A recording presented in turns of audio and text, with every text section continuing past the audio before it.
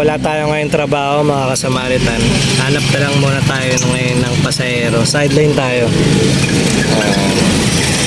Mamasada muna tayo ng tricycle. So nakapila tayo ngayon mga kasamaritan, alas 11. Ganito kasing oras yung malakas yung pasada. Uwian na ng mga estudyante. Kaya pila tayo muna ngayon dito.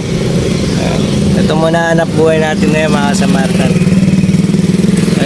Wala na tayo mga kasamaritan. Kaya diskarte muna. So mga kasamaritan, nakakuha tayo ng pasahero. So let's go na mga